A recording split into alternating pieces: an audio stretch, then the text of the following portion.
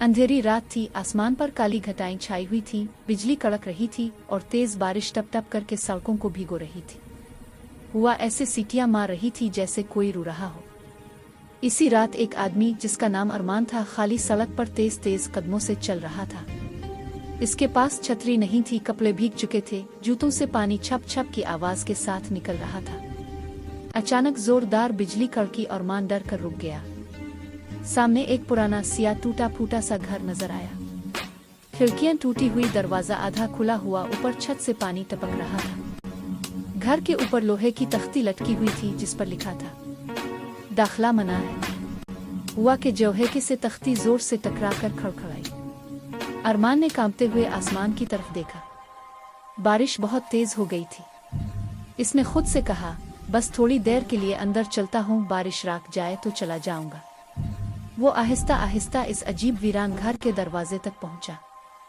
दरवाजा खुद ब खुद चरर की आवाज के साथ और ज्यादा खिल गया, जैसे किसी ने अंदर से इसे खुश आमदीद कहा हो। अरमान ने गहरा सांस लिया और अंदर कदम रख दिया। अंदर अंधेरा गहरा था, बस कहीं कहीं छत से पानी टपकने की टप टप की आवाज आ रही थी। हुआ में नमी के साथ साथ एक अजीब सी बदबू भी घुली हुई थी, जैसे पुरानी गीली लकड़ी और कुछ सड़ने की बो। अरमान ने अपने मोबाइल की टॉर्च ऑन की। दर और दीवार पर पुरानी तस्वीरें लटकी हुई थीं। उन सब की आंखें सीधी उसकी तरफ देखती हुई महसूस हो रही थी। कहीं छत से जाला लटक रहा था, कहीं फर्श पर धूल जिमी थी। सीढ़ियां ऊपर की तरफ जा रही थीं। हर चीज में खौफ और वीरानी थी। अचानक पीछे से दरवाजा धमाके से बंद हो गया। दिलायना अलिफम।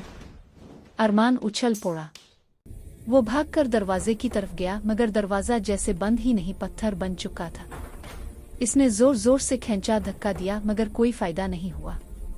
इसके पसीने छूट गए, हालांकि मौसम ठंडा था। इसी वक्त ऊपर की मंजिल से हल्की सी घनघनाहट जैसी आवाज आई।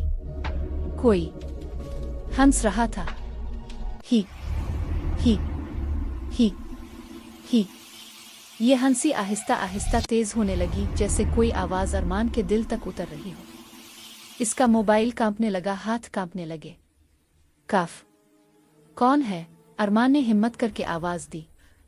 कोई जवाब ना मिला, बस हल्की सी सरसराती हुआ और पानी टपकने की आवाज। फिर अचानक सीढ़ियों पर किसी के चलने की हल्की हल्की चाप सुनाई दी। ठक ठक ठक। कदम आहिस्ता आहिस्ता नीचे आ रहे थे। अरमान की टांगें जैसे जमीन में गुड़ गईं। इसे लग रहा था ना वो भाग सकता है ना चीख सकता है। इसने मोबाइल की टॉर्च सीढ़ियों की तरफ की। पहले सफेद सा एक लंबा चोगा दिखाई दिया, फिर सूखे सिया बाल जो आगे से चेहरे पर गिरे हुए थे, फिर नंगे गंदे पैर जिनमें उंगलियां लंबी और टेढ़ी थीं।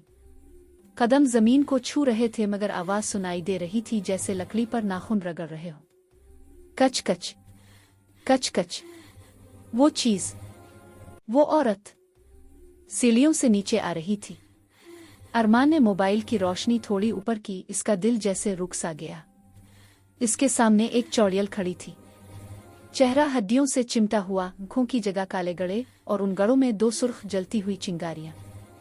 होंठों के किनारों से सिया मादा बह रहा था। दांत नोकीले और लंबे थे। बाल लंबे उलझे हुए जमीन को छू रहे थे। चौड़ियल के होंठ हिले। इसकी आवाज गरजदार भी थी और सरगोशी जैसी भी, जैसे कई आवाजें मिलकर बोल रही हो। बारिश से डर कर मेरे घर आ गया। अरमान के मुंह से बमुश्किल निकला, मीम। मैं बस थोड़ी देर बारिश से बचने आया था। मैं अभी चला जाता हूँ। चौड़ियल आहिस्ता आहिस्ता मुस्कुराई। इसके नोकीले दांत और नुमायां हो गए। जो अंदर आता है वो बाहर नहीं जाता। ये कहकर वो एकदम अरमान के बिल्कुल करीब आ गई, जैसे पलक झपकते सामने आ खड़ी हुई हो। इसके जिस्म से ठंडी बर्फ जैसी हुआ अरमान के चेहरे से टकराई। अरमान के हाथ से मोबाइल गिर गया। टॉर्च बंद हो गई। पूरा घर अंधेरे में डूब गया। अब सिर्फ दो सुर्ख आंखें अंधेरे में जलती हुई नजर आ रही थीं। चौड़ियल की आवाज फिर गूंजी, ये घर मेरा है, यहाँ मैं रहती हूँ, और अब तुम भी। इसने आखिरी अल्फाज लंबे करते हुए कहे, हम। अरमान ने पूरी ताकत से चीखने की कोशिश की, लेकिन आवाज गिले में फंस गई। इसे लगा जैसे किसी ने इसका गला दोनों हाथों से दबा लिया हो। सांस रुक रही थी, दिल जोर जोर से धड़क रहा था। अचानक ऊपर वाली मंजिल की तमाम खिड़कियां खुद ब खुद धड़ धड़ धड़ खिल गईं। बाहर की बिजली अंदर चमकी। एक पल के लिए पूरा घर रोशन हो गया, और इस एक पल में अरमान ने कुछ ऐसा देखा कि इसके होश अलिफा गए। दीवारों पर सायों की कत, सायों में मर्द, औरतें, बच्चे, सबके चेहरे बिल्कुल सियाह, बस आंखों की जगह सुर्ख नुक्ते। वो सब खामोशी से खड़े थे, जैसे किसी का इंतजार कर रहे हो। जब बिजली की कड़क दोबारा हुई तो एक साय ने अपना हाथ उठाया और अरमान की तरफ इशारा किया। फिर साय एक साथ बोले, नया मेहमान आ गया, नया मेहमान आ गया। उनकी आवाजें घर के हर कोने से आ रही थीं, दीवारों से, छत से, फर्श से, यहाँ तक के अरमान के कानों के अंदर से। चौड़ियल ने झक कर अरमान के कान में फोन का, पिछले 100 साल से मैं बारिश में आने वालों का इंतजार कर रही हूँ। हर तूफान में कोई ना कोई यहाँ पना लेता है और हमेशा के लिए मेरे साथ रह जाता है। अचानक सब कुछ चुप हो गया। ना बिजली, ना बारिश की आवाज, ना सायों की सरगोशी, सिर्फ मुकम्मल सुकूत। फिर हल्की सी रोशनी उभरी। दरवाजा खिल चुका था। बाहर सुबह की हल्की सफेदी फैल रही थी। बारिश रुक चुकी थी। सड़क सुनसान थी। एक राहगीर उधर से गुजरा। इसने पुराने घर की तरफ देखा और खुद से बोला, ये अजीब घर है। हर तूफानी रात के बाद उसकी खिड़की में एक नया साया नजर आता है। इसने ऊपर देखा।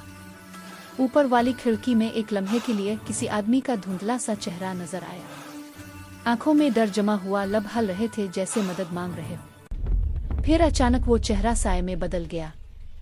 वो अरमान था। अब जब भी